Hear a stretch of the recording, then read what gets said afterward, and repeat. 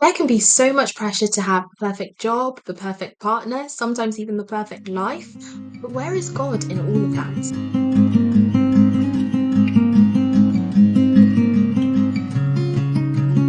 Hey guys, welcome back to Omnes Gentes, the channel for everybody where we discuss our Catholic faith and how we can grow closer towards God.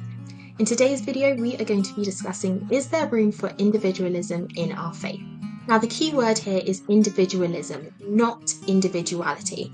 And what do I mean by individualism? Well, individualism is the habit or principle of being independent and self-reliant, whereas individuality is the quality or character that distinguishes a person from others of the same kind. Now, in the church, we are called to individuality, we are called to uniqueness and to be set apart from the world. We are called to be strongly marked in society. Don't forget that Jesus himself was an outsider.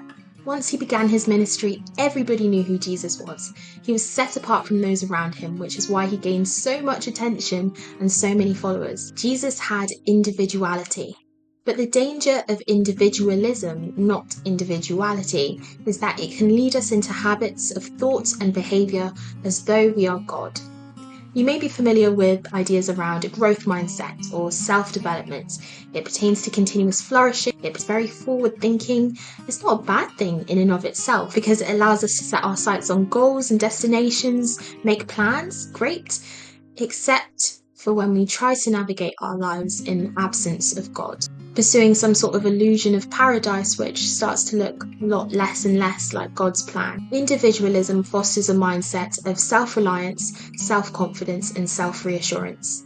We fail to put our trust in God and his plan for us and put more trust in ourselves, leaning on our own understanding. Suddenly, the highlight reel of social media becomes a template for us to model our lives on, when we really should be modeling our lives on our faith in God and his promises. So let's take some inspiration from our Mother Mary, who did exactly that. Mary was not superhuman. She would have suffered temptations and felt the imposing opinions of those around her, especially being a young, unmarried woman who was bearing a child. But the key thing that Mary says at the Annunciation is, "Behold the handmaid of the Lord, be it done unto me according to your word." And the word was made flesh and dwelt among us. How uncertain do you think Mary must have felt at this revelation? This was going to change the course of her life completely.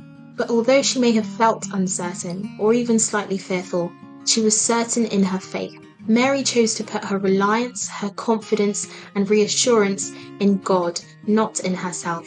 Mary's humility combats individualism. So we'll wrap up with this analogy.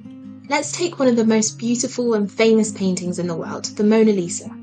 Do you think that any part of the Mona Lisa's beauty, appeal, or individuality would have existed had Leonardo da Vinci not painted it? Does a creation live up to the purpose of its design without a designer or an engineer? Creation does not exist without a creator, and through our creator, we are made new. There is no amount of money, power, or fame that can elevate our lives in the same way that surrendering them to God can. The self-development or glow-up trends, whatever it is, may give the illusion of newness or of progress. Ultimately, they will never compare to the reward of God's promise. He makes all things new. We can trust in that and surrender our lives to him. So is there room for individualism in our faith? Well, no. In fact, there's no room for our faith to thrive in an individualistic life. The Holy Spirit can only be present in our humility. Thank you so much for watching this video. Please comment, like, and subscribe. Share your thoughts if you have any, or share it with somebody who you think it might interest. And I'll see you in the next video. Bye!